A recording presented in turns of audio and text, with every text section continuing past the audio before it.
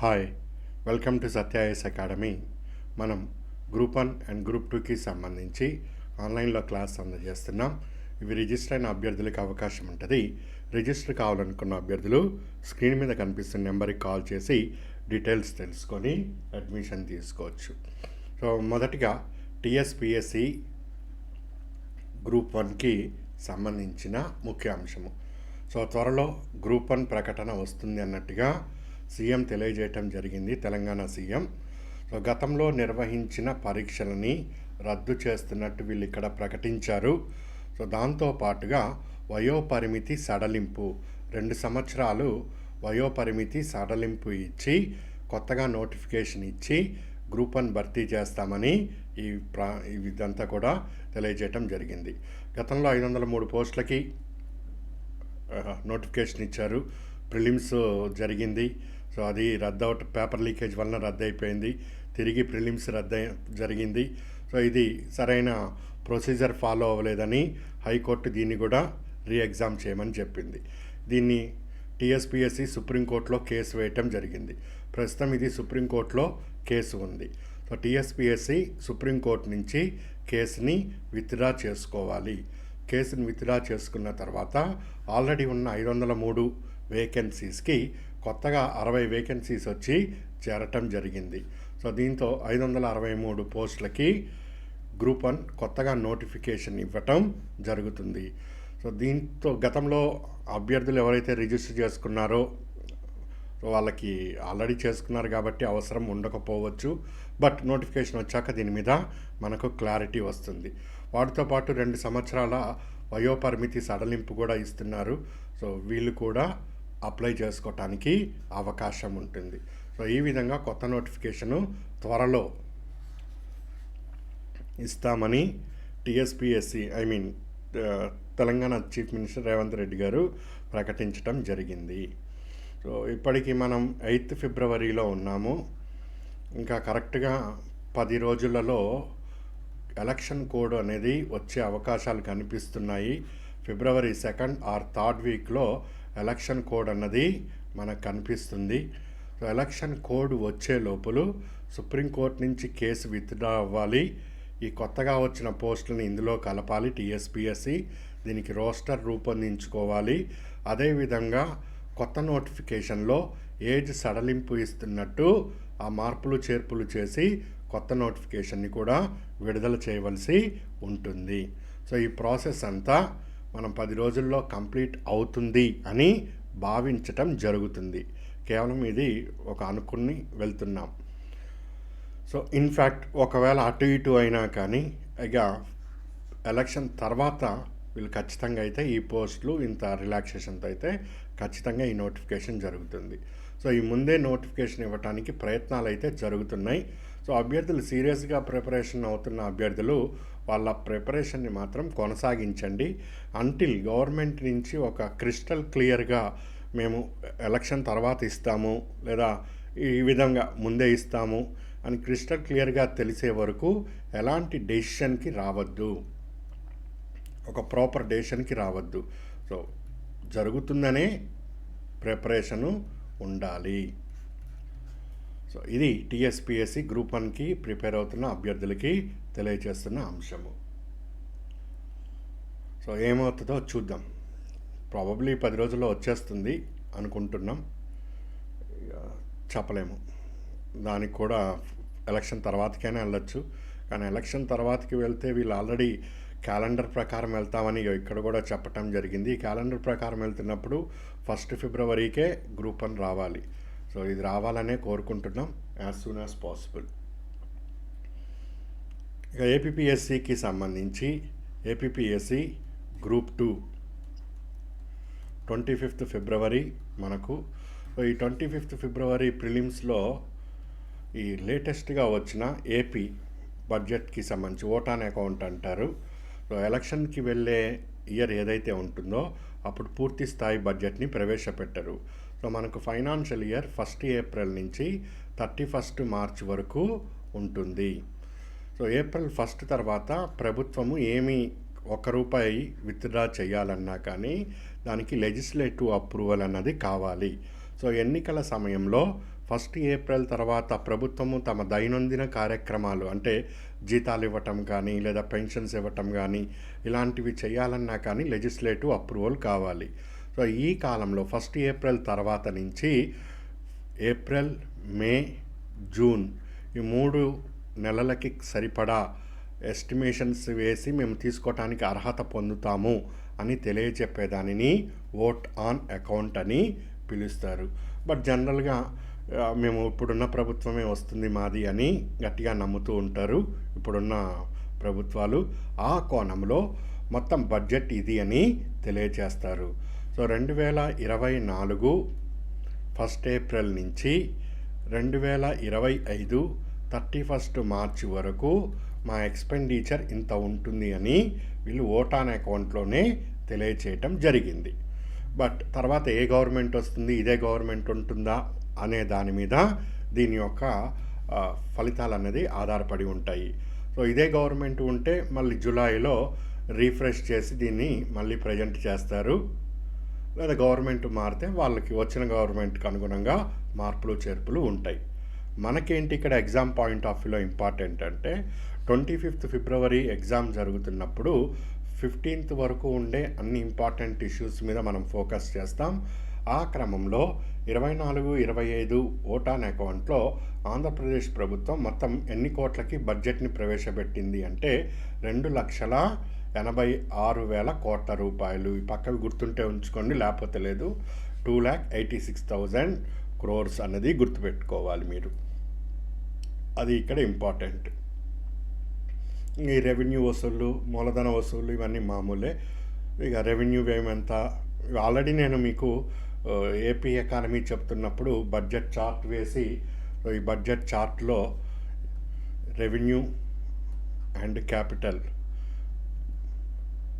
అంటే ఒక సంవత్సరము లేదా భవిష్యత్తుకి సంబంధించి మూలధనాన్ని క్యాపిటల్ అంటారు. రెవెన్యూ అంటే పర్టికులర్ ఫైనాన్షియల్ ఇయర్. ఇక్కడ ఆదాయం ఏ విధంగా ఉంటుంది, వ్యయం ఏ విధంగా ఉంటుంది, ఆదాయంలో పన్నుల ద్వారా ఏ విధంగా ఉంటుంది, పన్నేతర ఆదాయం ఏ విధంగా ఉంటుంది, పన్నుల్లో ప్రత్యక్ష పన్నులు ఏంటి, పరోక్ష పన్నులు ఏమిటి, పన్నేతర ఆదాయంలో కేంద్రం నుంచి మన రాష్ట్రాలకి వస్తున్న పన్నుల ఆదాయం ఏ విధంగా ఉంటుంది, పన్నుల్లో షేరు ఫైనాన్స్ కమిషన్ సూచనల మీద, అదేవిధంగా గ్రాంట్స్ నుంచి ఏ విధంగా వస్తాయి, వీటన్నిటినీ తెలియజేసేవే ఇక్కడ మూలధన వసూళ్ళు, రెవెన్యూ వసూళ్ళు, రెవెన్యూ ఆదాయము, మూలధన ఆదాయము అని. సో రెవెన్యూ వ్యయము, మూలధన వ్యయము ఏ విధంగా ఉన్నాయి ఇవన్నీ మీరు ఇక్కడ చూసుకోవచ్చు. ఇక్కడ ఆదాయం చెప్పాం కదా, ఇది వ్యయము. అదేవిధంగా క్యాపిటల్లో ఆదాయము, వ్యయము. సో రెవెన్యూ వ్యయము మైనస్ రెవెన్యూ ఆదాయము, దానిని రెవెన్యూ డెఫిషిట్ అంటాం. 2022-23కి సంబంధించి ఇక్కడ చూడండి, ఆంధ్రప్రదేశ్ అకౌంట్ జనరల్ ఖరారు చేసిన ఫైనాన్షియల్ ఖాతాల రెవెన్యూ లోటు 44,000 కోట్లు ఉంది. ద్రవ్య లోటు అంటే ఫిజికల్ డెఫిషిట్ 52,000 కోట్లు ఉంది. ఇది ఆర్థిక సంవత్సరం 22-23కి సంబంధించి జిఎస్డిపిలో ఆర్డి రెవెన్యూ డెఫిషిట్ అంటాం 3.30%, ఫిజికల్ డెఫిషిట్ 3.98%. ఎగ్జామ్లో అడిగితే ఒకవేళ ఈ 3.98 అన్నది ఇంపార్టెంట్ ఉంటుంది. ఆంధ్రప్రదేశ్ యొక్క జిఎస్డిపిలో ఫిజికల్ డెఫిషిట్ ద్రవ్యలోటు ఎంత ఉన్నది అని ఆన్సర్ అవుతుంది 3.98 ఫర్ ది ఇయర్ 22-23కి సంబంధించి.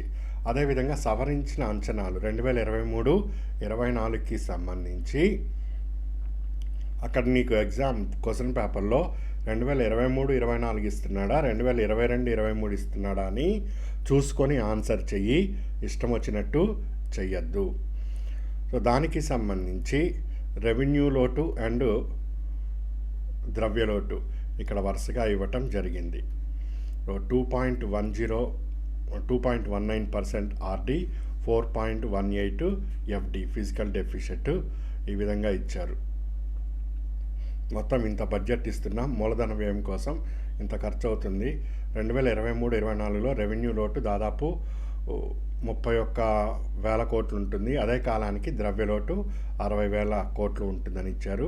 ఇవి వరుసగా జిఎస్డిపిలో 2.19%, 4.18% అనేది ఉంటాయి. ఇవి కొన్ని ఫ్యాక్ట్స్ అన్నది ఈ ఎగ్జామ్కి, గ్రూప్ 2 ఎగ్జామ్కి ఇంపార్టెంట్.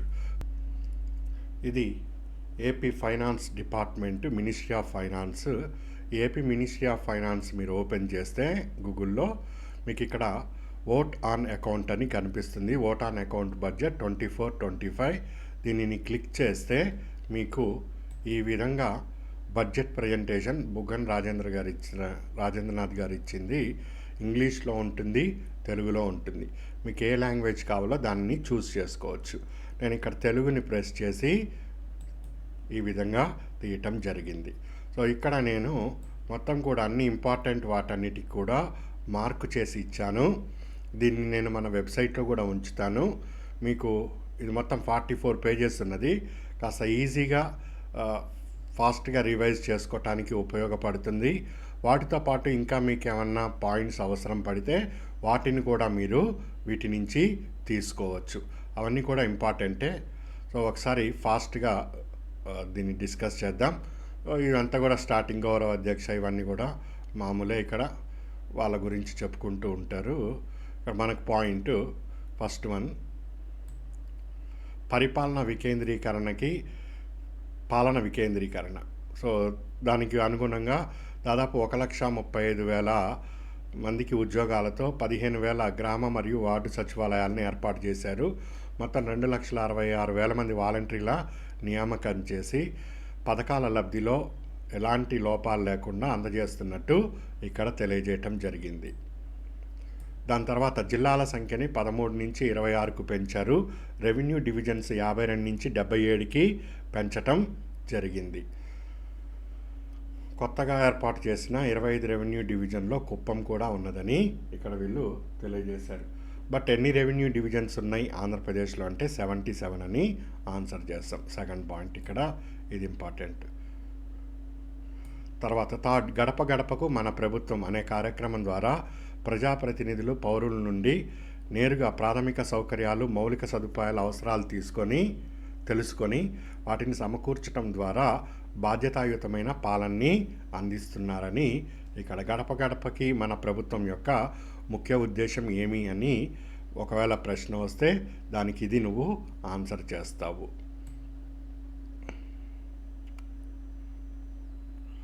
ఇక్కడ స్కీమ్స్ అన్నీ కూడా కవర్ చేయటం జరిగింది.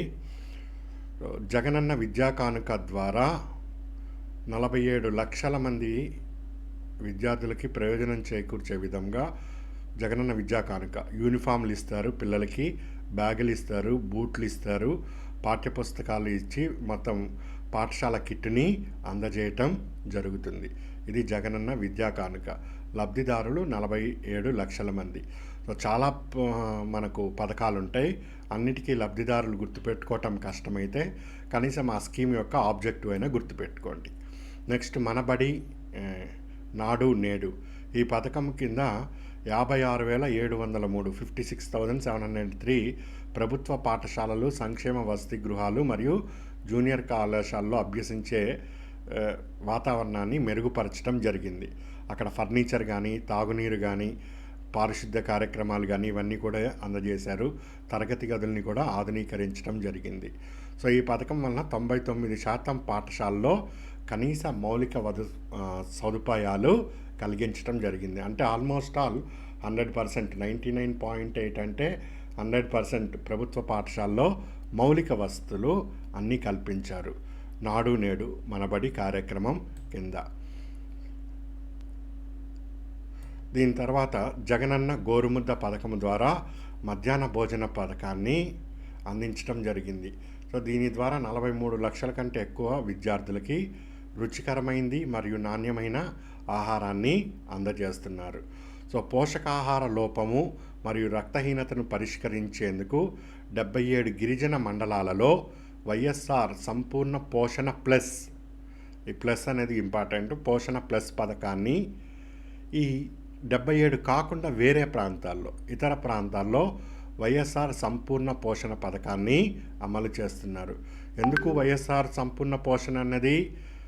పిల్లల్లో రక్తహీనత కానీ ఇవన్నీ ఏమన్నా పోషకాహార లోపము సమస్యలుంటే అవి పరిష్కరించడానికి. క్లియర్? ఇవన్నీ ఇక్కడ చూస్తాం. దీని తర్వాత జగనన్న విద్యా దీవెన. సో దీని కింద జగనన్న వసతి దీవెన, వీటి ద్వారా పిల్లలకి డ్రాప్ అవుట్ రేట్లను తగ్గిస్తూ ఇన్ని కోట్ల రూపాయలని వీళ్ళు ఖర్చు పెట్టారు.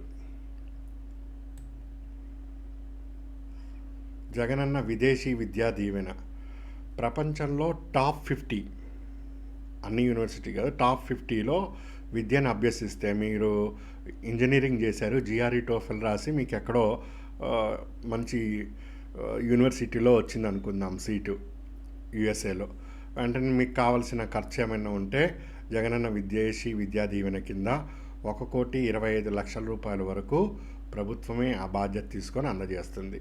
దీని ద్వారా 1,800 మందికి లబ్ధి చేకూరింది జగనన్న విద్యా దీవెన. తర్వాత ఫ్యామిలీ డాక్టర్, ప్రజలకి వారి ఇంటి వద్దనే ఆరోగ్య సేవలు అందించాలనే ఆలోచనతో ఫ్యామిలీ డాక్టర్ అనే కార్యక్రమానికి శ్రీకారం చుట్టారు. మొత్తం 2,200 మంది వైద్యులు 14 రకాల వైద్య పరీక్షలు, బ్లడ్ టెస్ట్ కానీ, బీపీ కానీ, ఇట్లాంటివన్నీ 105 రకాల మందుల్ని ప్రజలకి అందుబాటులోకి తేవటము ఫ్యామిలీ డాక్టర్ యొక్క ముఖ్య ఉద్దేశము. క్లియర్? మీ ఇంటి దగ్గరికే డాక్టర్లు వచ్చి అన్ని పరీక్షలు చేసి ఈ మందులు అనేది అందజేస్తారు. నెక్స్ట్, ఫ్యామిలీ డాక్టర్ సేవలతో పాటు మండలానికి కనీసం ఒక యూనిట్ చొప్పున 108 అంబులెన్స్ సర్వీసులు, 104 సంచార ఆరోగ్య వాహనాలని అమరుస్తున్నారు. ఇంపార్టెంట్ ఇదంతా కూడా. నెక్స్ట్, దాని తర్వాత వైఎస్ఆర్ ఆరోగ్యశ్రీ పథకము. సో గతంలో 2,50,000 కంటే తక్కువ ఆదాయం వచ్చిన వాళ్ళకి ఆరోగ్యశ్రీ అందేది. ఇప్పుడు దాన్ని పరిమితి పెంచారు 5 లక్షల రూపాయలకని. ఫస్ట్ పాయింట్ ఇక్కడ. సంవత్సరానికి 25 లక్షల రూపాయల వరకు నగదు రహిత వైద్య సేవల్ని అందిస్తారు. నీకు 5 లక్షల కన్నా ఆదాయం తక్కువ ఉంటే నువ్వు హాస్పిటల్కి వెళ్తే నీ బిల్లు అక్కడ 25 లక్షల రూపాయల వరకు కూడా, 25 లక్షల రూపాయల బిల్లు అయ్యంటే అది అతి పెద్ద రోగం అవుతుంది.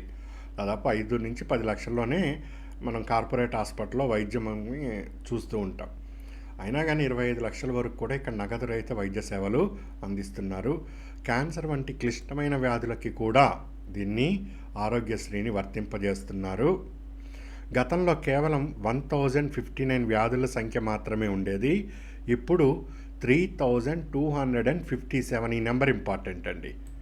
సో ఎన్ని వ్యాధులకి ఆరోగ్యశ్రీ అందుబాటులోకి వచ్చింది అంటే 3,257 వ్యాధులకి అందుబాటులోకి వచ్చింది. కేవలం ఇది విజయవాడ, గుంటూరు ఇక్కడైనా, విశాఖపట్నం అయినా కాదు, పక్క రాష్ట్రాలైన హైదరాబాద్లో కానీ, చెన్నై కానీ, బెంగళూరు ఎక్కడ నువ్వు వైద్యం చేసుకున్నా కానీ నీకు ఇంత డబ్బుని గవర్నమెంటు అందజేస్తుందని వైఎస్ఆర్ ఆరోగ్యశ్రీ. ఇది ఎంత ఆదాయ పరిమితి, ఎంతవరకు వైద్య సదుపాయాలు ఉన్నాయి, సెకండ్ పాయింట్, ఎన్ని వ్యాధులు, third point important, YSR Aarogyasri. Next, kidney రోగులకి కార్పొరేట్ స్థాయి చికిత్సను అందించడం కోసం 200 పడకల గదుల వైఎస్ఆర్ కిడ్నీ రీసెర్చ్ మరియు సూపర్ స్పెషాలిటీ హాస్పిటల్ని పలాసలో స్థాపించారు. మనం ఏపీఎస్సీ కరెంట్ అఫైర్స్ చెప్తున్నప్పుడు కూడా ఈ పాయింట్ చెప్పాం. ఈసారి ఎగ్జామ్కి వస్తుందని కూడా చెప్పాను మీకు. సో ఇది ఇక్కడ. నెక్స్ట్, వైఎస్ఆర్ ఆరోగ్య ఆసరా పథకం. ఇది శస్త్రచికిత్స, అంటే సర్జరీ ఏదో అయిపోయిన తర్వాత ఇంటికి వస్తాడు. ఇంటికి వచ్చిన తర్వాత ఇంటికి వెళ్ళగానే మళ్ళీ పనికి వెళ్ళలేడు కదండి. సో అందుకోసమని జీవనోపాధి భత్యం కింద రోజుకి 225 రూపాయలు అందించటం జరుగుతుంది. ఆరోగ్య ఆసరా పథకము ఇది. నెక్స్ట్, జగనన్న ఆరోగ్య సురక్ష పథకము.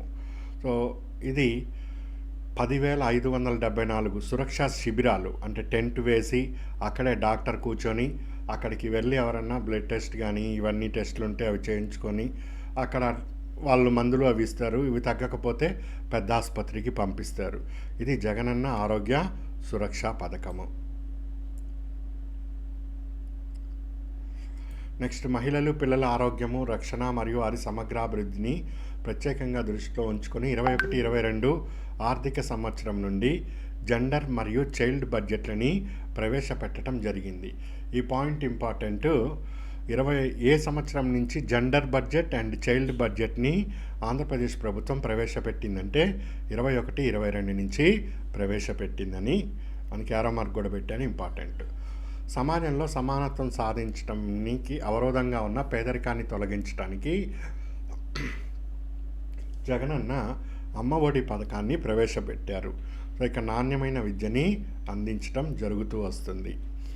43,61,000 మంది మహిళా మహారాణులకి 26,000 కోట్ల రూపాయలని అమ్మఒడి పథకం కింద అందించడం జరిగింది.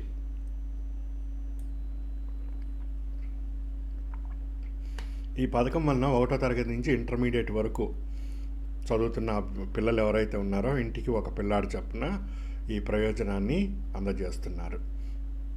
దానివల్ల డ్రాప్ అవుట్స్ అన్నది బాగా తగ్గాయి. అందరూ చక్కగా స్కూల్కి వెళ్తున్నారని దీని సారాంశం.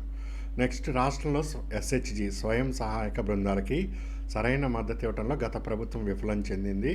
సో ఈ ప్రభుత్వము వాళ్ళ మేనిఫెస్టోలో చెప్పినట్టు SHGలకి సహాయం అందించారు. వైఎస్ఆర్ ఆసరా పథకాన్ని అమలు చేయటం జరిగింది.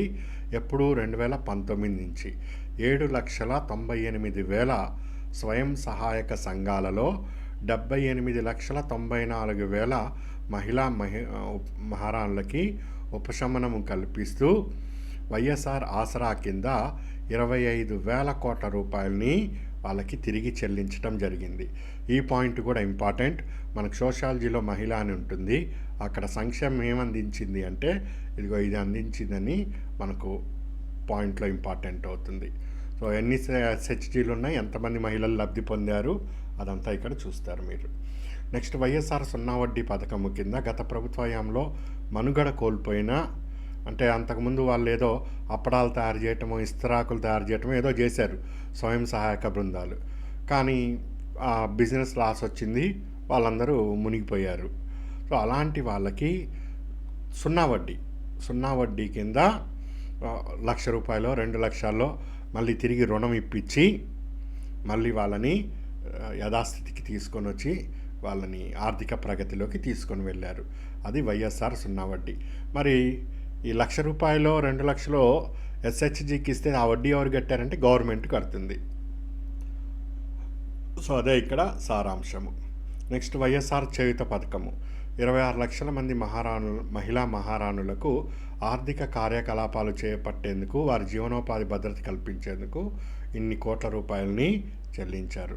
జగనన్న పాల వెలువ, ఇది చాలా ఇంపార్టెంట్. ఈసారి 3,60,000 మంది మహిళా మహారాణులు.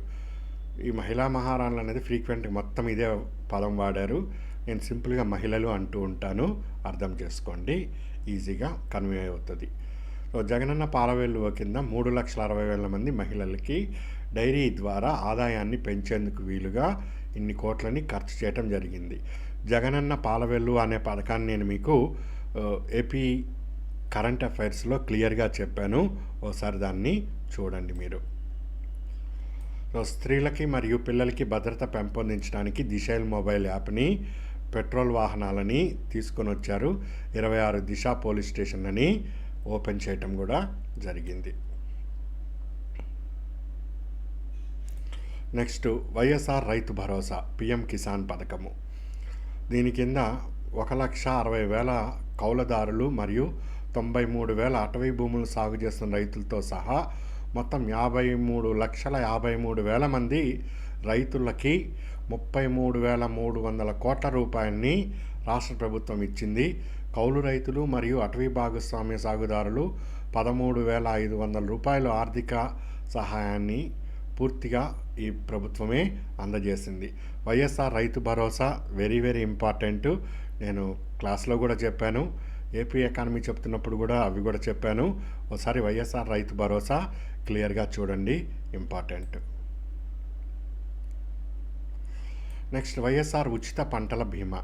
సో పంట వేసాడు, పంట ఏదో కారణం చేత నష్టపోయింది, వాతావరణం వలన, చీడ పీడ ఇటువంటి వాటి వలన, వాటన్నిటికి కూడా ఉచిత పంటల బీమా.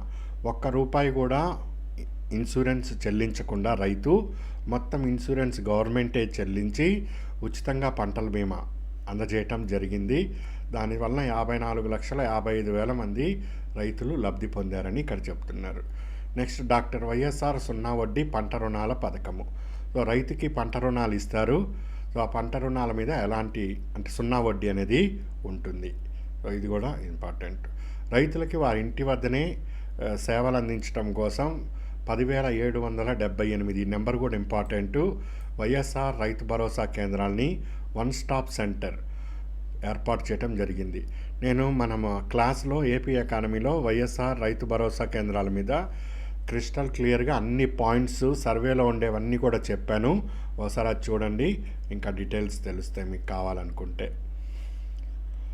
సో ధరల స్థిరీకరణ 3,000 కోట్లతో ధరల స్థిరీకరణ నిధిని కూడా ఏర్పాటు చేశారు. ఈ పాయింట్ కూడా ఇంపార్టెంటు, అది కూడా నోట్ చేసుకోండి. ఉచిత విద్యుత్ కూడా అందజేస్తున్నాం. ఇవన్నీ నేను ఏపీ ఎకానమీలో కొత్త సర్వేని, అంటే ఇప్పుడు రాలేదు, గతంలో వచ్చిన సర్వేని మొత్తం డీటెయిల్స్ ఇచ్చాను.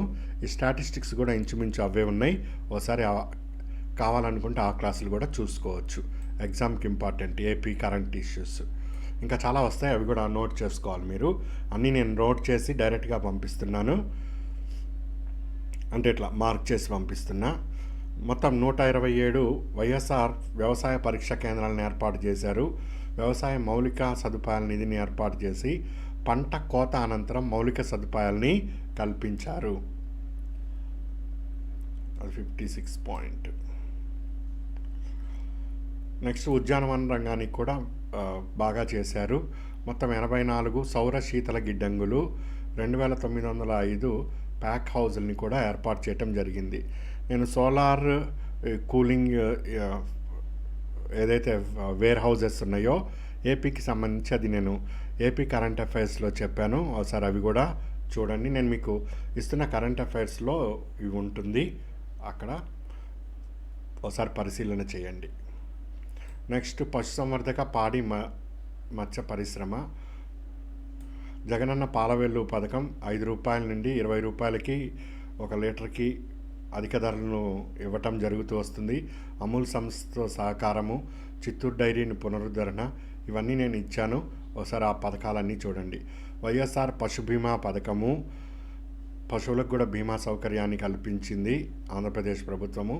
వైఎస్ఆర్ సంచార పశు ఆరోగ్య సేవ ద్వారా 340 సంచార పశు వైద్యశాలల్ని కూడా మొబైల్ ఏర్పాటు చేసింది. మత్స్య సంపద. వైఎస్ఆర్ మత్స్య భరోసా కింద 2,43,000 మంది మత్స్యకార కుటుంబాలకి చేపల వేట నిషేధ కాలంలో ఆర్థిక సహాయాన్ని 4,000 రూపాయల నుంచి 10,000 రూపాయలకి అందించడం జరిగింది. ఈ పాయింట్ కూడా ఇంపార్టెంట్. 10 షిప్పింగ్ హార్బర్లని నిర్మాణం చేపట్టింది. ఆంధ్రప్రదేశ్ రాష్ట్ర మత్స్య సంపద అభివృద్ధి సంస్థ స్థాపించారు. పశ్చిమ గోదావరి జిల్లాలో ఫిషరీ సైన్సెస్ విశ్వవిద్యాలయాన్ని ఏప్రిల్ 1, 2022 నుంచి రన్ చేయటం జరిగింది. ఇది కూడా నేను ఏపీ కరెంట్ అఫైర్స్లో చెప్పాను, ఒకసారి చూసుకోవచ్చు. నెక్స్ట్ ఇక్కడ దీన్ని ఆంధ్ర రాష్ట్రాన్ని ఆక్వా హబ్గా మారుస్తున్నారు. నెక్స్ట్ పేదలందరికీ ఇల్లు పథకం కింద ప్రతి లబ్ధిదారునికి ఇంటి ఖర్చుకు 1,80,000 రూపాయలు ఇవ్వటమే కాకుండా మౌలిక సదుపాయాల కల్పనకి ఒక్కొక్క ఇంటికి 6,90,000 రూపాయలు కేటాయించి గృహ నిర్మాణ పనుల్లో వేగము ఇవ్వటం జరిగింది. ఈ పథకం ద్వారా 22 లక్షల ఇల్లుని కేటాయించగా దాదాపు 9 లక్షల ఇళ్ళు పూర్తయిపోయాయి. మిగిలినవన్నీ 2024 డిసెంబర్ నాటికి పూర్తి చేయాలని లక్ష్యం పెట్టుకుంది. పేదలకి ఇళ్ల పథకం ఇది. దాంతోపాటు వైఎస్ఆర్ జగనన్న కాలనీలలో తాగునీరు, విద్యుత్తు, రోడ్లు వంటి మౌలిక సదుపాయాలు కల్పించి ఆదర్శ గ్రామాలుగా అభివృద్ధి చేస్తున్నారు. వైఎస్ఆర్ జగనన్న కాలనీలో ఇప్పటికే దాదాపు 1,62,000 మంది లబ్ధిదారులు నివాసం కూడా ఉంటున్నారు. జగనన్న కాలనీస్ ఇవి. జగనన్న కాలనీ అంటే ఆదర్శ గ్రామాలని చూసుకోండి. నెక్స్ట్ వైఎస్ఆర్ పెన్షన్ కానుక. సో గతంలో 60 సంవత్సరాలు మాత్రమే పెన్షన్ ఉండేది. సో అర్హత వయసుని 65 సంవత్సరాలకి పెంచడం జరిగింది.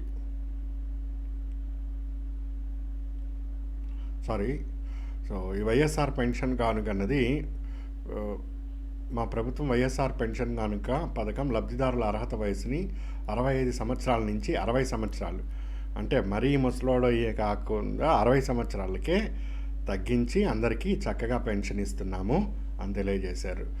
జనవరి 1, 2024 నుంచి 3,000 రూపాయలు పెన్షన్ కూడా అందజేస్తున్నారు.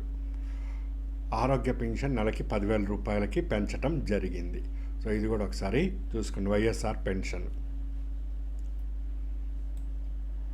ఇక ప్రజా పంపిణీ వ్యవస్థ 9,260 వాహనాల ద్వారా ఇంటి దగ్గరికే అన్ని సరుకులు.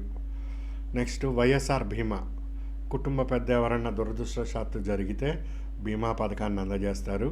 మిగిలిన ఏమన్నా ప్రమాదవశాత్తు ఏదన్నా జరిగితే ఇంత డబ్బు అందజేస్తున్నామని ఇక్కడ వైఎస్ఆర్ బీమా. నెక్స్ట్ వైఎస్ఆర్ కళ్యాణమస్తు, వైఎస్ఆర్ షాదీ తోఫా. కళ్యాణమస్తు ఎస్సీ ఎస్టీలకి, వెనుకబడిన తరగతులు, వికలాంగులు, వీళ్ళకి. షాదీ అన్నది ముస్లిమ్స్కి, వాళ్ళందరికీ కూడా 1,16,000 అందజేస్తున్నారు.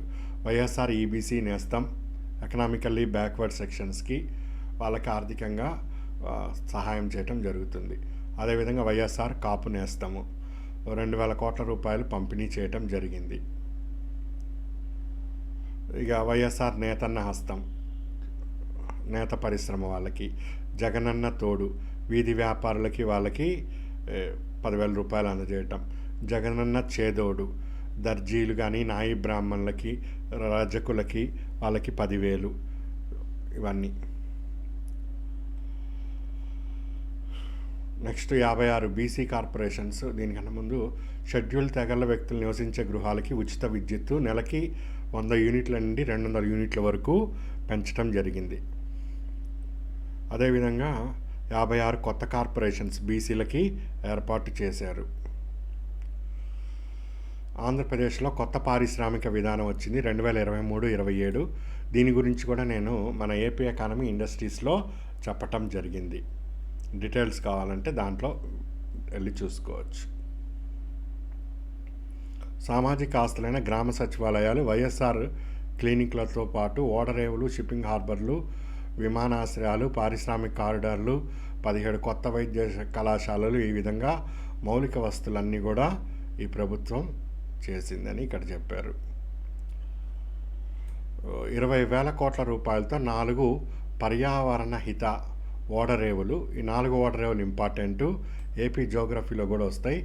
రామాయపట్నం, మచిలీపట్నం, మూలాపేట, కాకినాడల్లో నిర్మించడం జరిగింది. ఇది కూడా కరెంట్ రిలేటెడ్లో మీకు ఇచ్చాను, చూడండి. సో అదేవిధంగా 10 షిప్పింగ్ హార్బర్లని కూడా వీళ్ళు ఏర్పాటు చేస్తున్నారు. జువెలదిన్న, నిజాంపట్నం, మచిలీపట్నం, ఉప్పాడ, బుడగట్లపాలెం, కొత్తపట్నం ఓడరేవు, బియ్యపు తిప్ప, మచిలీపట్నంలో నిర్మిస్తున్నారు 10 ఓడరేవుల్ని. సో ఇది కూడా ఇంపార్టెంట్. 98వ పాయింట్, అంతర్గత జల రవాణా అభివృద్ధి కోసం ఆంధ్రప్రదేశ్ ఇన్లాండ్ వాటర్వేస్ అథారిటీని 2023 జూన్లో స్థాపించడం జరిగింది. మన రాష్ట్రంలో కృష్ణా నదిపై ముక్తాల, మద్దిపాడు మధ్య తొలి నదీ ప్రవాహ ప్రాజెక్టుని 5 నెలల రికార్డు స్థాయిలో రూపొందించడం జరిగింది. ఈ పాయింట్ కూడా ఇంపార్టెంట్ అండి, ఒకసారి నోట్ చేసుకోండి. Clear. Point number 98, Andhra Pradesh inland waterways a year, ఎక్కడి నుంచి ఎక్కడి వరకు, అంతా కూడా. ఈ అంతర్జాతీయ విమానాశ్రయాలు తెలిసిందే కదా, విశాఖపట్నంలో, భోగాపురం అక్కడ. రహదారులు ఇదంతా మామూలే. ఫైబర్ గ్రిడ్ భారత్ నెట్లో భాగంగా అంతా రొటీన్గానే ఉంది. ఇది కూడా నేను కరెంట్ అఫైర్స్లో చెప్పా. 2వ అవుకు టన్నెల్ని ప్రారంభించారు. సో మొత్తం 2 లక్షల ఎకరాలకు సాగునీరు అందుతుంది. సో చెరువుల అనుసంధానం 77 చెరువుల్ని అనుసంధానించడం జరిగింది. సెప్టెంబర్ 19, 2023 1.2 MC నీరుని ఎత్తిపోసి 10,000 ఎకరాలకి నీరు అందించారు. దీని ద్వారా ఇంపార్టెంట్. తాగునీరు 9 జిల్లాల్లో తాగునీటి సమస్య ఇబ్బంది పడుతున్న ప్రాంతాల్లో 10,000 కోట్ల రూపాయలతోటి తాగునీటి ప్రాజెక్టులని మంజూరు చేయడం జరిగింది. ఇంధన శక్తిలో కేవలం ₹2.49కే 7,000 మెగావాట్ల విద్యుత్ తయారీ కోసం సోలార్ ఎనర్జీ కార్పొరేషన్ ఆఫ్ ఇండియాతో రాష్ట్రం ఒప్పందం చేసుకుంది. ఇందుకోసం కృష్ణపట్నంలో దామోదరం సంజీవయ్య థర్మల్ పవర్ స్టేషన్లో 800 మెగావాట్ల రెండవ దశ యూనిట్ని, అదేవిధంగా ఇబ్రహీంపట్నం నార్ల తాతారావు థర్మల్ పవర్ స్టేషన్లో 500 మెగావాట్ల 5వ దశ యూనిట్ని రాష్ట్రానికి అంకితం చేయటం జరిగింది. ఇది కూడా ఇంపార్టెంట్. నెక్స్ట్, సుస్థిర అభివృద్ధి హరిత శక్తి ఉత్పాదన కోసం ఆంధ్రప్రదేశ్ పునరుత్పాదక ఇంధన ఎగుమతి విధానం 2020, పంప్డ్ స్టోరేజ్ ప్రమోషన్ పాలసీ 2022, హరిత శక్తి హరిత అమోనియా ప్రమోషన్ పాలసీ 2023ని ప్రకటించారు. ఇక పారిశ్రామిక విధానం 2023-2027, బడుగు వికాసం, ఇవన్నీ ఆల్రెడీ నేను ఒకసారి ఏపీ ఎకానమీలో చెప్పాను, అవి ఫాలో అవ్వండి. ఎంఎస్ఎంఈలు కానీ ఇవన్నీ. ఇక పెట్టుబడిదారుల సదస్సు, ఇది క్లియర్గా ఎక్స్ప్లెయిన్ చేశాను. విశాఖపట్నం కానీ అవన్నీ ఒకసారి అక్కడ చూస్తే మీకు డీటెయిల్స్ అన్నీ కూడా వస్తాయి. చూసుకొని వెళ్ళండి, కంపల్సరీ ఎగ్జామ్కి వస్తుంది. ఆ తర్వాత దిక్కులు చూడదు ఎగ్జామ్లోకి వెళ్ళి. సో దీని తర్వాత ఇంకా ఇంపార్టెంట్ ఇది, ఇక ఆడుదాం ఆంధ్ర, క్రీడా ప్రోత్సాహకం, ఇవన్నీ ఉన్నాయి. జగనన్న పచ్చతోరణం, నగరవనం, ఇప్పుడు ఇంపార్టెంట్ కొన్ని వస్తాయి, అవన్నీ ఇంపార్టెంట్. భూ శాశ్వత హక్కు, ఇప్పుడు బాగా గొడవ జరుగుతుంది కదా. గత 5 ఏళ్లలో 4,93,000 ఉద్యోగాల్ని కల్పించింది, అద్భుతము. ఇది గత 5 సంవత్సరాల్లో ఇప్పుడున్న ప్రభుత్వం సాధించిన విజయాలు. 2018-19లో 11% ఉన్న జిఎస్డిపి 14వ స్థానంలో ఉంది. 2023 నాటికి జిఎస్డిపి 16.2% పెరిగింది, 4వ స్థానంకి వచ్చాం. 14వ స్థానంలో ఉన్న ఏపీ 4వ స్థానంలోకి వచ్చింది. Important point. 2020-21 ఆర్థిక సంవత్సరం జరిపిన వ్యాపార సంస్కరణలు, కార్యాచరణ ప్రణాళిక, వీటన్నిటి వలన అగ్రస్థానంలో ఉన్నాం. ఈజ్ ఆఫ్ డూయింగ్ బిజినెస్లో అగ్రస్థానంలో ఉంది. Second point. థర్డ్ పాయింట్, వ్యవసాయ రంగంలో సమ్మిళిత వార్షిక వృద్ధి రేటు 8.3%తో 12వ స్థానంలో ఉంటే దాన్ని మనం 13%కి పెంచి 6వ స్థానంకి చేరుకోవటం జరిగింది. మూడో పాయింట్, వైఎస్ఆర్ ఉచిత పంటల బీమాను అందిస్తున్న ఏకైక రాష్ట్రము ఆంధ్రప్రదేశే. ఫోర్త్ ఇంపార్టెంట్ పాయింట్, విత్తనం నుంచి అమ్మకం వరకు అన్ని సేవలు రైతు భరోసా కేంద్రాల నుంచి ఇస్తూ ప్రపంచంలోనే గొప్ప అనిపించుకుంటున్నాం. ఇది కూడా నేను కరెంట్ అఫైర్స్లో చెప్పిన పాయింటే, ఒకసారి ఉంటుంది చూసుకోండి. మీకు దాన్ని డీటెయిల్గా నోట్స్లు కూడా నేను ఇప్పటివరకు కరెంట్ అఫైర్స్లో మీకు చెప్పాను అన్న పాయింట్లన్నీ కూడా మెటీరియల్ కూడా నేను ఈ కరెంట్ అఫైర్స్కి సంబంధిస్తున్న వాటిలో ఉన్నది, కావాలంటే చెక్ చేసుకోవచ్చు మన అభ్యర్థులు, రిజిస్టర్ అయిన అభ్యర్థులు. జాతీయ వ్యవసాయ పరిశోధన, Indian council of agriculture research, జాతీయ అరటి పరిశోధనా సంస్థల నుండి ఎగుమతి కార్యక్రమాలకు గాను ఉత్తమ రాష్ట్ర అవార్డుని ఏపీ గెలుచుకుంది. 2019 సంవత్సరానికి ముందు 387 మెట్రిక్ టన్నుల అరటి మాత్రమే ఎగుమతి చేయగా నేడు 1,67,000 మెట్రిక్ టన్నుల అరటిని ఎగుమతి చేస్తున్నాం. 5 సంవత్సరాల్లో సాధించిన కార్యక్రమాలు ఇంపార్టెంట్, ఎగ్జామ్లో అడుగుతాడు. మన రాష్ట్రం మొత్తం చేపల ఉత్పత్తిలో 30% వాటాతో మరియు మొత్తం సముద్ర ఆహారం 31%తో దేశంలోనే మొదటిగా ఉంది. సో ఉత్తమ సముద్ర తీర రాష్ట్ర అవార్డుని కూడా 2023లో గెలుచుకున్నది. Important point. పుంగనూరులో పశువుల్ని సంరక్షిస్తున్నందుకు వెంకటేశ్వర పశు విశ్వవిద్యాలయం, తిరుపతి భారతీయ వ్యవసాయ పరిశోధనా సంస్థ నుండి బ్రీడ్ కన్జర్వేషన్ అవార్డు కూడా పొందింది. Important point. సో వ్యవసాయ మార్కెట్ కమిటీల్లో ఎస్సీ, ఎస్టీ, బీసీలకి, మహిళలకి 50% రిజర్వేషన్ కల్పిస్తున్న ఏకైక రాష్ట్రం ఆంధ్రప్రదేశ్. జాతీయ ఆహార భద్రత చట్టం అమల్లో ఏపీ 3వ స్థానంలో ఉంది. సో మన రాష్ట్రం అంకుర సంస్థల అభివృద్ధికి తోడ్పడే వాతావరణాన్ని ఏర్పాటు చేయడంతో గొప్పగా రిజిస్టర్ అయినాయి. ఇవన్నీ దేశంలో 5% వాటాతో మహిళా యాజమాన్యంలో మైక్రో స్మాల్ మీడియం ఎంటర్ప్రైజెస్ డెవలప్మెంట్లో ఏపీ 7వ స్థానంలో ఉంది ఎంఎస్ఎంఈ పరిశ్రమల్లో. నెక్స్ట్, ఈ మన రాష్ట్రం మొక్క జిల్లా 1 డిస్ట్రిక్ట్ 1 ప్రోడక్ట్ కింద ఉప్పాడ జమ్దాని చీరలకు బంగారు బహుమతిని పొందటమే కాకుండా చేనేత ఉత్పత్తుల కింద మరో 4 అవార్డులు కూడా పొందింది. ఇది కూడా ఇంపార్టెంట్. పట్టణ ఆవాసం కింద పనితీరు అవార్డుని మన రాష్ట్రం అందుకుంది, గొప్ప పనితీరని. దాని తర్వాత మన రాష్ట్రం 2022 సంవత్సరంగానే అత్యుత్తమ ప్రసిద్ధ పర్యాటక జాబితాలో 3వ స్థానం పొందింది. తర్వాత విశాఖపట్నం రిషికొండ బీచ్ అత్యంత పర్యావరణ అనుకూల బీచ్గా ఈ బ్లూ ఫ్లాగ్ లేబుల్స్ ఉన్న బీచ్లని నేను మీకు చెప్పాను మన కరెంట్ అఫైర్స్లో. మొత్తం ఎన్ని బీచ్లు ఉన్నాయి, లేటెస్ట్గా అక్కడ జరిగిన క్రీడా కార్యక్రమం ఇవి కూడా ఒకసారి చూసుకోండి. ఏపీ నుంచి విశాఖ బీచ్ ఉన్నది. 2023 సంవత్సరానికి ఉత్తమ పర్యాటక గ్రామంగా లేపాక్షి గ్రామము కేంద్ర ప్రభుత్వ అవార్డు పొందింది. ఇంపార్టెంట్. 17వ ఎనర్షియా అవార్డు 2023 కింద 3 అవార్డులు మనకు లభించాయి గ్రీన్ ఎనర్జీ వీటి కేటగిరీలో. ఈ NACAN పాల సముద్రంలో national academy of customs, indirect taxes and narcotics 500 ఎకరాల్లో ఏర్పాటు చేశారు. దీనిని నేను మీకు చిన్న వీడియో కూడా చూపించి క్లిప్పింగ్ మెటీరియల్ కూడా ఇచ్చాను, కరెంట్ అఫైర్స్లో కూడా చెప్పాను, ఒకసారి అది కూడా చూసుకోండి. ఇంపార్టెంట్. గ్రామ పంచాయతీలకి థీమెటిక్ అప్రోచ్ హెల్తీ విలేజ్ ద్వారా సుస్థిర అభివృద్ధి లక్ష్యాలకి పాటుపడుతున్నాం. 3 రోజుల జాతీయ శిక్షణ శిబిరాలని తిరుపతిలో నిర్వహించారు. ఇది ఇంపార్టెంట్ పాయింట్. 2024 జనవరిలో 3 రోజులు శిక్షణా శిబిరాలు. నెక్స్ట్ 2023 ఫిబ్రవరిలో తిరుపతిలో India electronics and semiconductor association భాగస్వామ్యంతో defence electronics and semiconductors innovation సమావేశాలు నిర్వహించడం జరిగింది. ఇవన్నీ ఇంపార్టెంట్ అండి, అందుకే నేను టిక్ మార్క్ కూడా పెట్టించాను. ఇక ఇప్పుడు నేను చెప్పిన కేటాయింపులు ఇవన్నీ కూడా ఇక్కడ ఉన్నాయి. సో ఇది ఈ బడ్జెట్కి సంబంధించి ఏపీలో రావటానికి అవకాశం ఉన్న ప్రశ్నలకి మనం ఇచ్చిన కమ్యూనికేషను. సో ఒకసారి దీన్ని నేను మన వెబ్సైట్లో కూడా పెడతాను, ఆల్రెడీ టిక్ మార్క్ చేస్తున్నాయి కాబట్టి మీకు కాస్త వర్క్ లోడ్ తగ్గుతుంది, ఈజీగా చూసుకోవచ్చు. నేను ఏవైతే కాస్త చెప్పానో అవి ఒకసారి గట్టిగా చూసుకోండి. ఇంకా మిగిలిన కరెంట్ అఫైర్స్ని ఏమన్నా ఉంటే అవి రేపు మీకు కమ్యూనికేట్ చేస్తాను. బాగా చదవండి. All the best. Good luck.